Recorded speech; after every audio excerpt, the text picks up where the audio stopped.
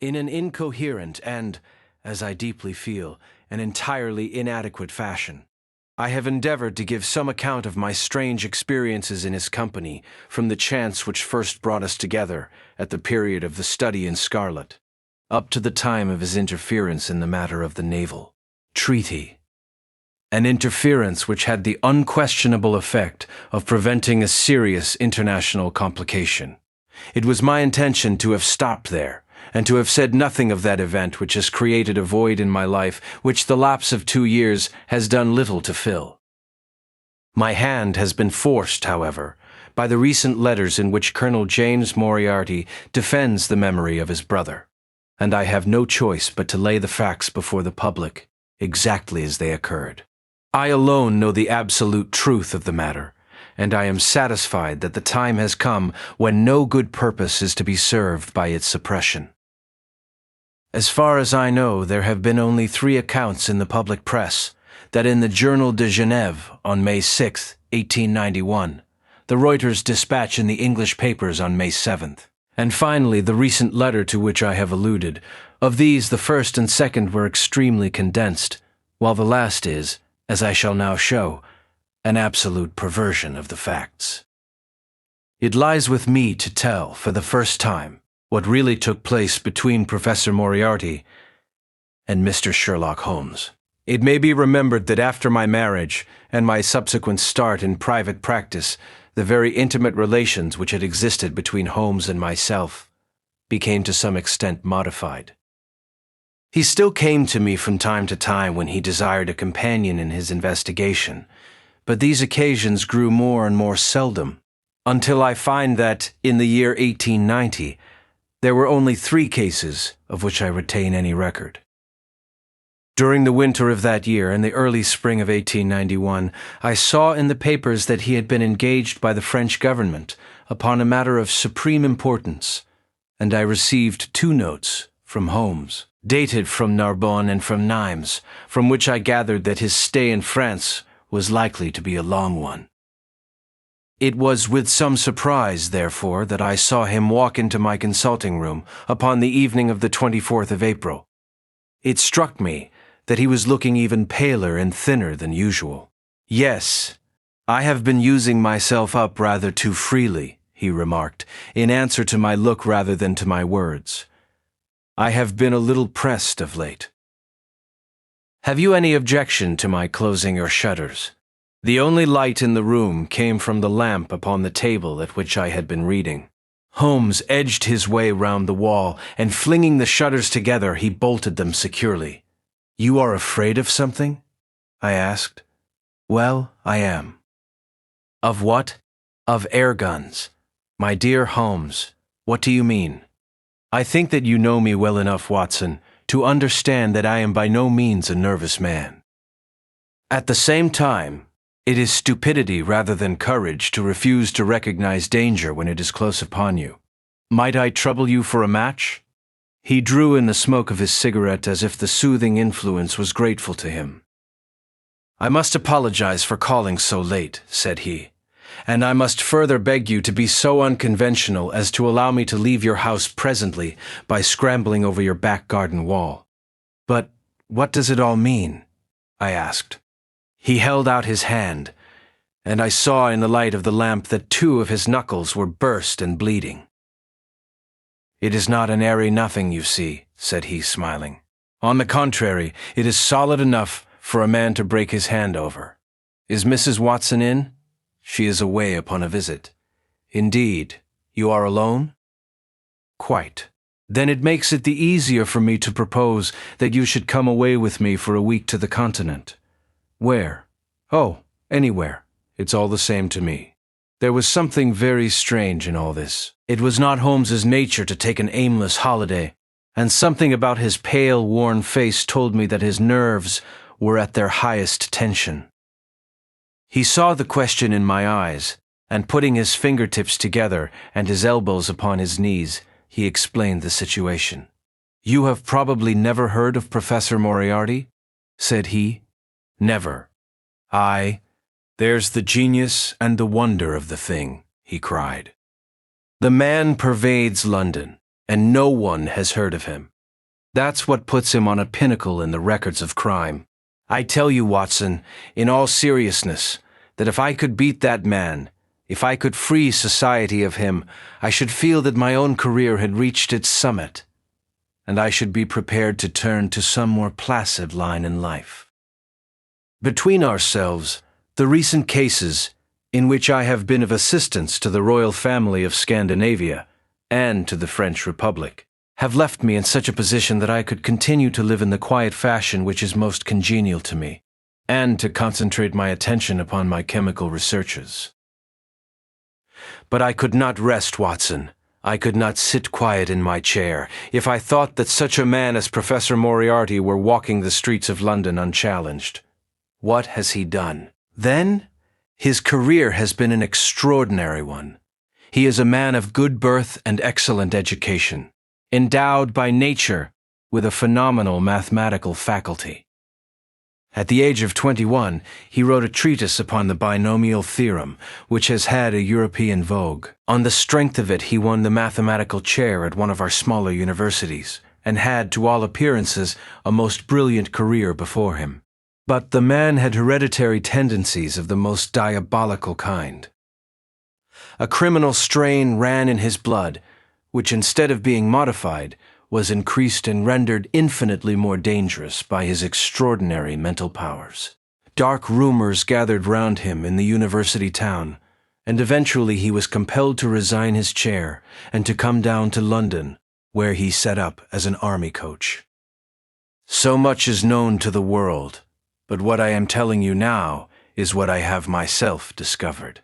As you are aware, Watson, there is no one who knows the higher criminal world of London so well as I do. For years past, I have continually been conscious of some power behind the malefactor, some deep organizing power which forever stands in the way of the law and throws its shield over the wrongdoer. Again and again, in cases of the most varying sorts, forgery cases, robberies, murders, I have felt the presence of this force. And I have deduced its action in many of those undiscovered crimes in which I have not been personally consulted. For years I have endeavored to break through the veil which shrouded it, and at last the time came when I seized my thread and followed it until it led me, after 1,000 cunning windings, to Professor Moriarty of mathematical celebrity. He is the Napoleon of crime, Watson. He is the organizer of half that is evil, and of nearly all that is undetected in this great city. He is a genius, a philosopher, an abstract thinker. He has a brain of the first order. He sits motionless, like a spider in the center of its web, but that web has 1,000 radiations, and he knows well every quiver of each of them. He does little himself. He only plans. But his agents are numerous and splendidly organized. Is there a crime to be done, a paper to be abstracted, we will say, a house to be rifled, a man to be removed, the word is passed to the professor, the matter is organized and carried out, the agent may be caught. In that case, money is found for his bail or his defense, but the central power which uses the agent is never caught, never so much as suspected.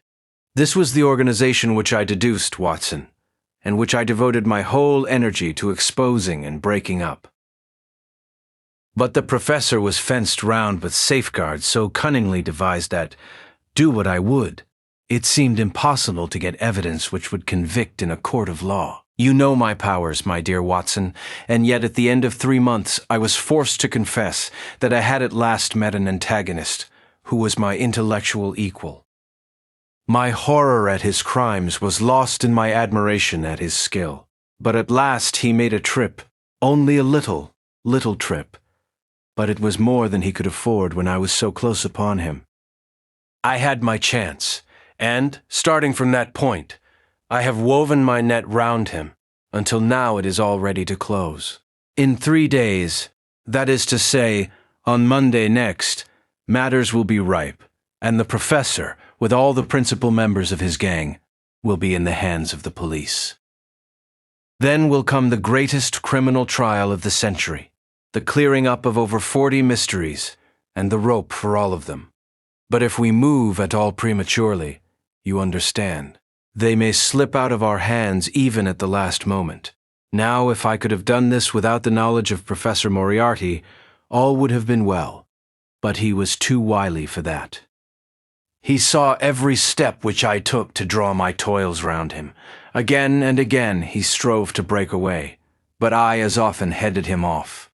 I tell you, my friend, that if a detailed account of that silent contest could be written, it would take its place as the most brilliant bit of thrust and parry work in the history of detection. Never have I risen to such a height, and never have I been so hard-pressed by an opponent. He cut deep, and yet I just undercut him. This morning the last steps were taken, and 3 days only were wanted to complete the business. I was sitting in my room thinking the matter over when the door opened and Professor Moriarty stood before me. My nerves are fairly proof, Watson, but I must confess to a start when I saw the very man who had been so much in my thoughts standing there on my threshold. His appearance was quite familiar to me. He is extremely tall and thin. His forehead domes out in a white curve, and his 2 eyes are deeply sunken in his head. He is clean-shaven, pale and ascetic-looking, retaining something of the professor in his features. His shoulders are rounded from much study, and his face protrudes forward and is forever slowly oscillating from side to side in a curiously reptilian fashion. He peered at me with great curiosity in his puckered eyes.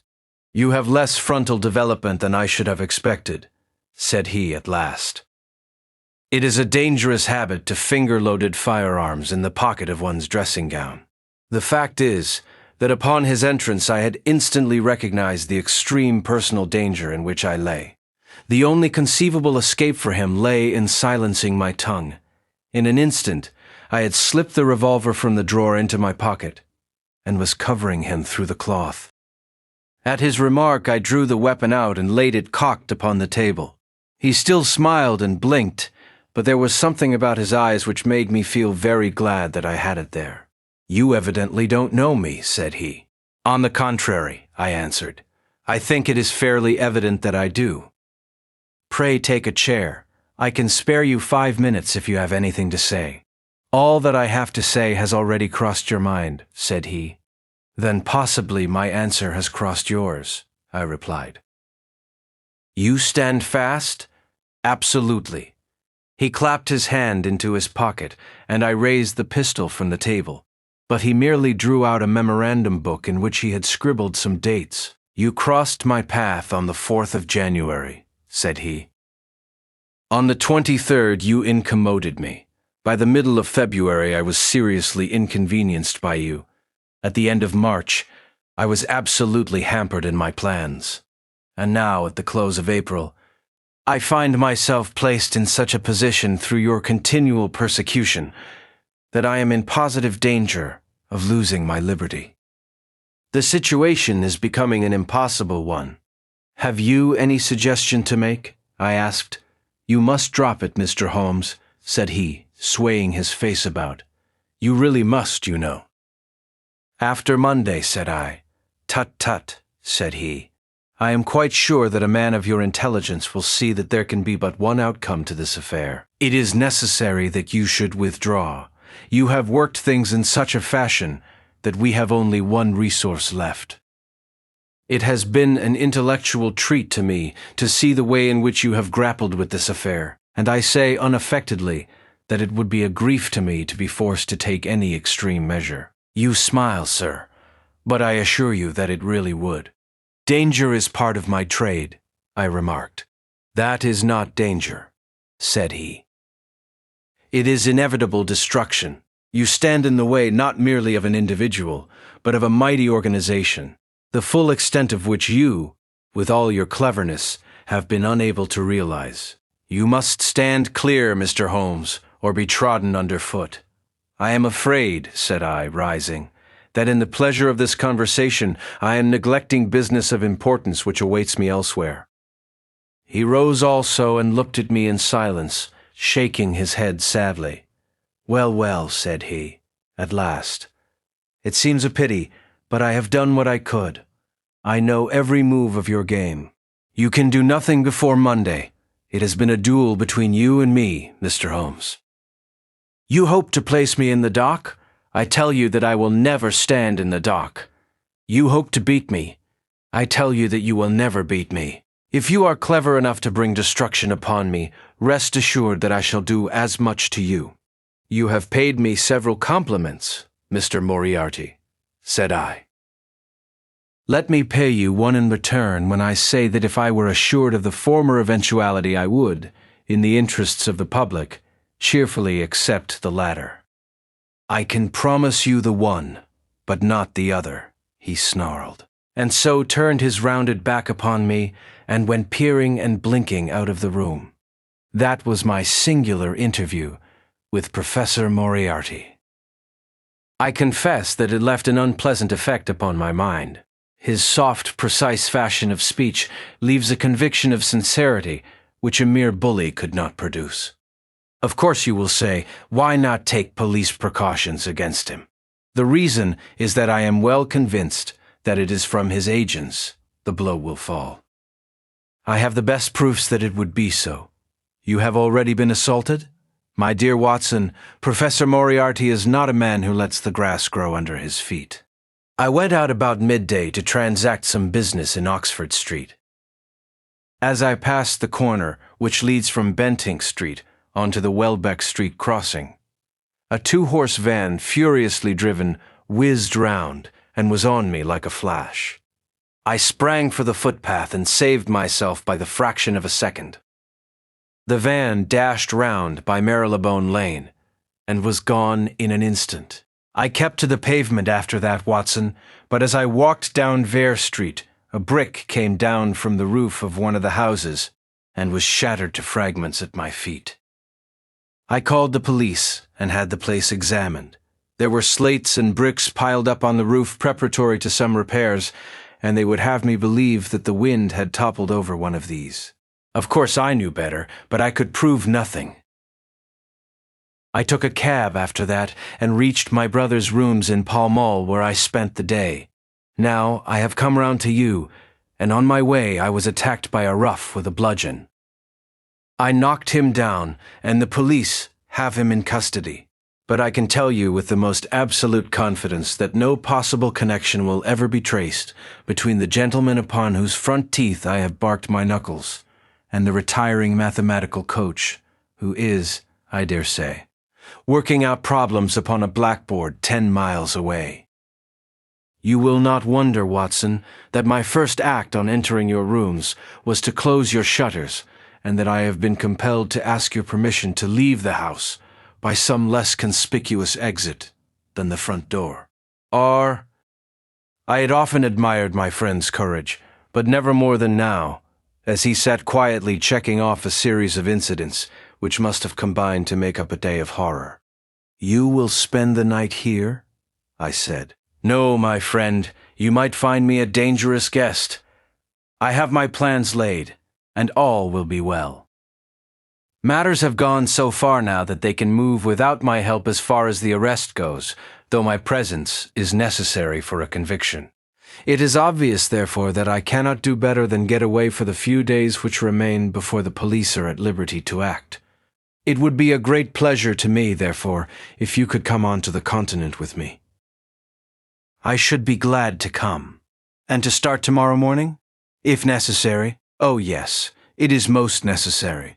"Then these are your instructions, and I beg, my dear Watson, that you will obey them to the letter. For you are now playing a double-handed game with me, against the cleverest rogue and the most powerful syndicate of criminals in Europe. Now listen. You will dispatch whatever luggage you intend to take by a trusty messenger, unaddressed to Victoria tonight. In the morning, you will send for a hansom, desiring your man to take neither the first nor the second which may present itself. Into this hansom you will jump, and you will drive to the Strand end of the Lowther Arcade, handing the address to the cabman upon a slip of paper, with a request that he will not throw it away. Have your fare ready, and the instant that your cab stops, dash through the arcade, timing yourself to reach the other side at 9:15. You will find a small brougham waiting close to the curb, driven by a fellow with a heavy black cloak tipped at the collar with red. Into this you will step, and you will reach Victoria in time for the Continental Express. Where shall I meet you? At the station. The second first-class carriage from the front will be reserved for us. The carriage is our rendezvous, then. Yes. It was in vain that I asked Holmes to remain for the evening. It was evident to me that he thought he might bring trouble to the roof he was under, and that was the motive which impelled him to go. With a few hurried words as to our plans for the morrow, he rose and came out with me into the garden, clambering over the wall which leads into Mortimer Street, and immediately whistling for a hansom, in which I heard him drive away. In the morning I obeyed Holmes's injunctions to the letter. A hansom was procured, with such precaution as would prevent its being one, which was placed ready for us, and I drove immediately after breakfast to the Lowther Arcade, through which I hurried at the top of my speed.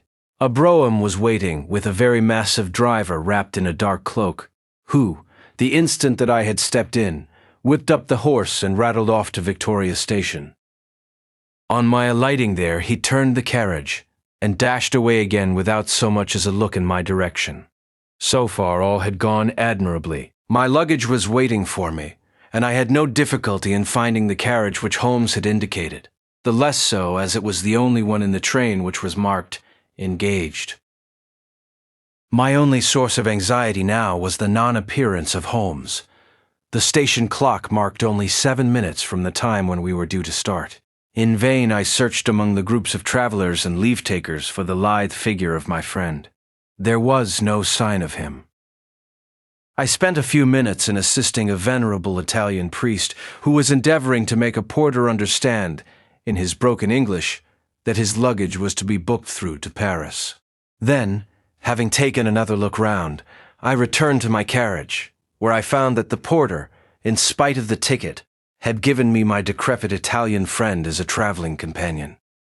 It was useless for me to explain to him that his presence was an intrusion, for my Italian was even more limited than his English, so I shrugged my shoulders resignedly, and continued to look out anxiously for my friend. A chill of fear had come over me, as I thought that his absence might mean that some blow had fallen during the night. Already the doors had all been shut and the whistle blown, when, "My dear Watson," said a voice, "you have not even condescended to say good morning." I turned in uncontrollable astonishment. The aged ecclesiastic had turned his face towards me. For an instant the wrinkles were smoothed away, the nose drew away from the chin, the lower lip ceased to protrude and the mouth to mumble, the dull eyes regained their fire. The drooping figure expanded. The next, the whole frame collapsed again, and Holmes had gone as quickly as he had come. "Good heavens," I cried, "how you startled me." "Every precaution is still necessary," he whispered. "I have reason to think that they are hot upon our trail. Ah, there is Moriarty himself." The train had already begun to move as Holmes spoke. Glancing back, I saw a tall man pushing his way furiously through the crowd and waving his hand as if he desired to have the train stopped. It was too late, however, for we were rapidly gathering momentum, and an instant later had shot clear of the station. "With all our precautions, you see that we have cut it rather fine," said Holmes, laughing. He rose, and throwing off the black cassock and hat which had formed his disguise, he packed them away in a handbag. "Have you seen the morning paper, Watson?" "No. You haven't seen about Baker Street, then?" "Baker Street? They set fire to our rooms last night. No great harm was done." "Good heavens, Holmes, this is intolerable." "They must have lost my track completely after their bludgeon man was arrested. Otherwise they could not have imagined that I had returned to my rooms. They have evidently taken the precaution of watching you, however, and that is what has brought Moriarty to Victoria. You could not have made any slip in coming? I did exactly what you advised. Did you find your brougham?" "Yes, it was waiting. Did you recognize your coachman? No. It was my brother Mycroft. It is an advantage to get about in such a case without taking a mercenary into your confidence. But we must plan what we are to do about Moriarty now.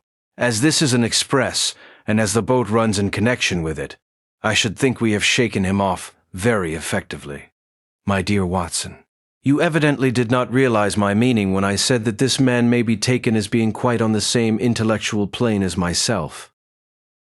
You do not imagine that if I were the pursuer I should allow myself to be baffled by so slight an obstacle. Why then should you think so meanly of him? What will he do? What I should do? What would you do then? Engage a special, but it must be late. By no means. This train stops at Canterbury, and there is always at least a quarter of an hour's delay at the boat. He will catch us there. One would think that we were the criminals. Let us have him arrested on his arrival. It would be to ruin the work of 3 months. We should get the big fish, but the smaller would dart right and left out of the net. On Monday we should have them all. No, an arrest is inadmissible. What then? We shall get out at Canterbury. And then?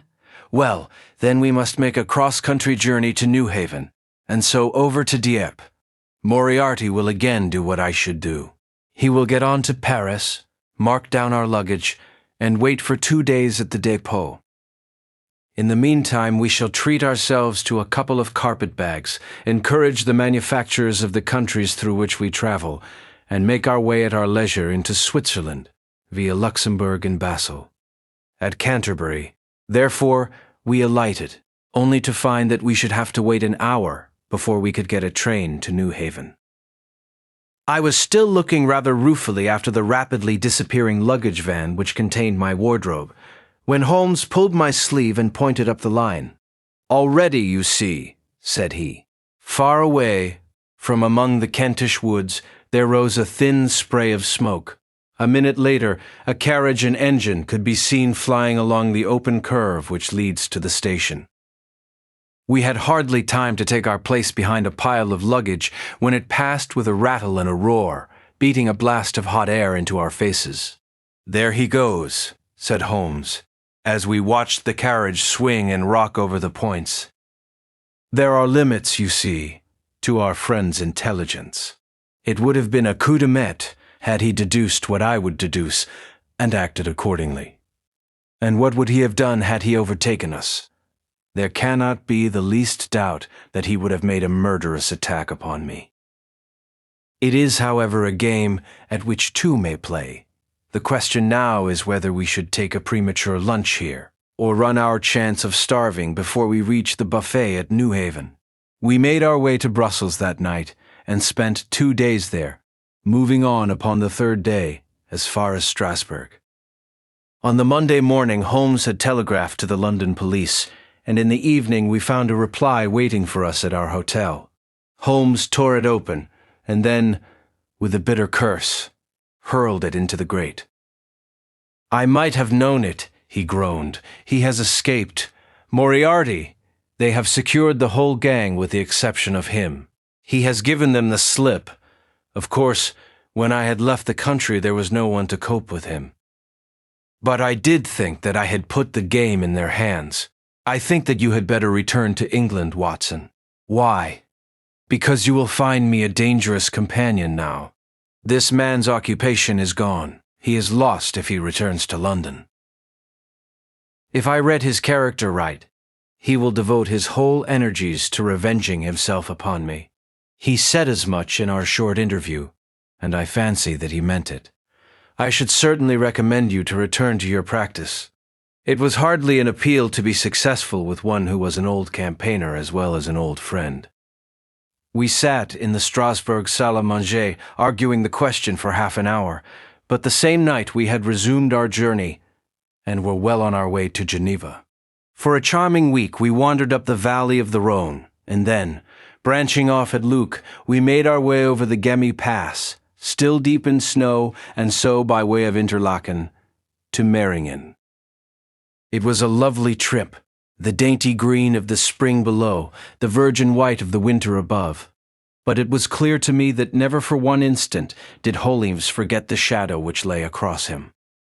In the homely alpine villages or in the lonely mountain passes, I could tell by his quick glancing eyes and his sharp scrutiny of every face that passed us that he was well convinced that walk where we would, we could not walk ourselves clear of the danger which was dogging our footsteps. Once, I remember, as we passed over the Gemmi and walked along the border of the melancholy Sea, a large rock which had been dislodged from the ridge upon our right clattered down and roared into the lake behind us. In an instant, Holmes had raced up onto the ridge and, standing upon a lofty pinnacle, craned his neck in every direction. It was in vain that our guide assured him that a fall of stones was a common chance in the springtime at that spot. He said nothing, but he smiled at me with the air of a man who sees the fulfillment of that which he had expected. And yet, for all his watchfulness, he was never depressed. On the contrary, I can never recollect having seen him in such exuberant spirits. Again and again he recurred to the fact that if he could be assured that society was freed from Professor Moriarty, he would cheerfully bring his own career to a conclusion. I think that I may go so far as to say, Watson, that I have not lived wholly in vain, he remarked. If my record were closed tonight, I could still survey it with equanimity. The air of London is the sweeter for my presence. In over 1,000 cases, I am not aware that I have ever used my powers upon the wrong side. Of late I have been tempted to look into the problems furnished by nature rather than those more superficial ones for which our artificial state of society is responsible. Your memoirs will draw to an end, Watson, upon the day that I crown my career by the capture or extinction of the most dangerous and capable criminal in Europe. End. I shall be brief, and yet exact, in the little which remains for me to tell. It is not a subject on which I would willingly dwell, and yet I am conscious that a duty devolves upon me to omit no detail. It was on the 3rd of May that we reached the little village of Meiringen, where we put up at the Englischer Hof, then kept by Peter Steiler the elder. Our landlord was an intelligent man, and spoke excellent English, having served for 3 years as waiter at the Grosvenor Hotel in London. At his advice, on the afternoon of the 4th we set off together, with the intention of crossing the hills and spending the night at the hamlet of Rosenlaui. We had strict injunctions, however, on no account to pass the falls of Reichenbach, which are about halfway up the hill, without making a small detour to see them. It is indeed a fearful place. The torrent, swollen by the melting snow, plunges into a tremendous abyss from which the spray rolls up like the smoke from a burning house. The shaft into which the river hurls itself is an immense chasm, lined by glistening coal-black rock and narrowing into a creaming, boiling pit of incalculable depth, which brims over and shoots the stream onward over its jagged lip. The long sweep of green water roaring forever down, and the thick, flickering curtain of spray hissing forever upward, turn a man giddy with their constant whirl and clamor. We stood near the edge, peering down at the gleam of the breaking water far below us against the black rocks, and listening to the half-human shout which came booming up with the spray out of the abyss. The path has been cut halfway round the fall to afford a complete view, but it ends abruptly, and the traveler has to return as he came. We had turned to do so when we saw a Swiss lad come running along it with a letter in his hand. It bore the mark of the hotel which we had just left, and was addressed to me by the landlord. It appeared that within a very few minutes of our leaving, an English lady had arrived who was in the last stage of consumption. She had wintered at Davos Platz, and was journeying now to join her friends at Lucerne, when a sudden hemorrhage had overtaken her. It was thought that she could hardly live a few hours, but it would be a great consolation to her to see an English doctor, and, if I would only return, etc. The good Steiler assured me in a postscript that he would himself look upon my compliance as a very great favor, since the lady absolutely refused to see a Swiss physician, and he could not but feel that he was incurring a great responsibility. The appeal was one which could not be ignored. It was impossible to refuse the request of a fellow countrywoman dying in a strange land. Yet, I had my scruples about leaving Holmes. It was finally agreed, however, that he should retain the young Swiss messenger with him as guide and companion, while I returned to Meiringen. My friend would stay some little time at the fall, he said, and would then walk slowly over the hill to Rosenlaui, where I was to rejoin him in the evening. As I turned away, I saw Holmes, with his back against a rock and his arms folded, gazing down at the rush of the waters. It was the last that I was ever destined to see of him in this world. When I was near the bottom of the descent, I looked back. It was impossible from that position to see the fall, but I could see the curving path which winds over the shoulder of the hill and leads to it. Along this, a man was, I remember, walking very rapidly. I could see his black figure clearly outlined against the green behind him. I noted him, and the energy with which he walked, but he passed from my mind again as I hurried on upon my errand. It may have been a little over an hour before I reached Meiringen. Old Styler was standing at the porch of his hotel. "Well," said I as I came hurrying up, "I trust that she is no worse." A look of surprise passed over his face, and at the first quiver of his eyebrows, my heart turned to lead in my breast.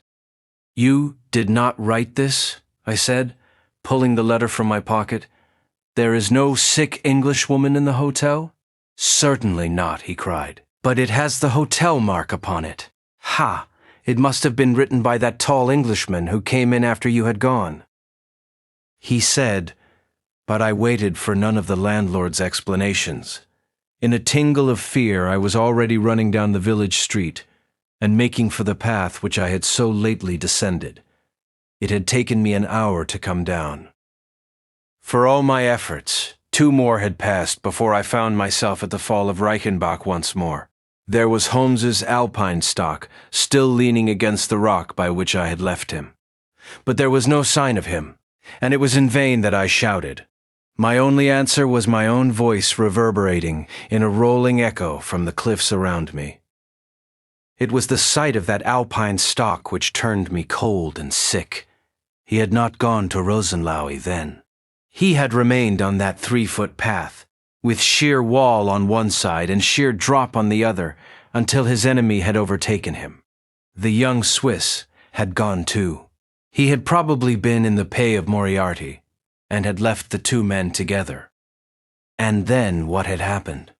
Who was to tell us what had happened then? I stood for a minute or two to collect myself, for I was dazed with the horror of the thing. Then I began to think of Holmes's own methods, and to try to practice them in reading this tragedy. It was, alas, only too easy to do. During our conversation, we had not gone to the end of the path, and the alpine stock marked the place where we had stood. The blackish soil is kept forever soft by the incessant drift of spray, and a bird would leave its tread upon it. 2 lines of footmarks were clearly marked along the farther end of the path, both leading away from me. There were none returning.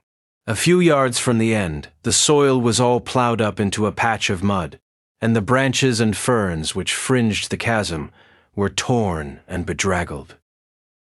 I lay upon my face and peered over with the spray spouting up all around me. It had darkened since I left, and now I could only see here and there the glistening of moisture upon the black walls, and far away down at the end of the shaft, the gleam of the broken water. I shouted, but only the same half-human cry of the fall was borne back to my ears. But it was destined that I should after all have a last word of greeting from my friend and comrade. I have said that his alpine stock had been left leaning against a rock, which jutted onto the path. From the top of this boulder, the gleam of something bright caught my eye, and raising my hand, I found that it came from the silver cigarette case, which he used to carry. As I took it up, a small square of paper upon which it had lain fluttered down onto the ground.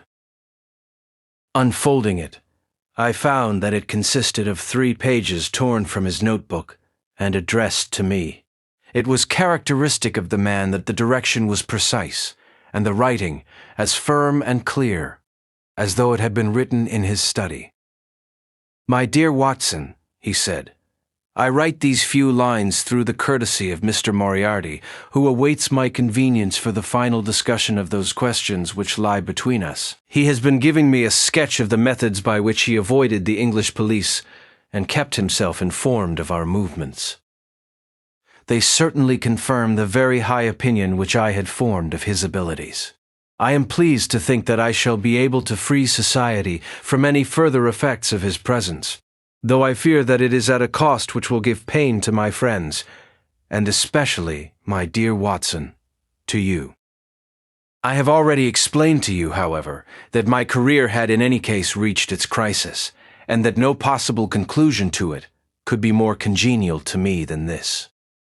Indeed, if I may make a full confession to you, I was quite convinced that the letter from Mirigan was a hoax, and I allowed you to depart on that errand, under the persuasion that some development of this sort would follow.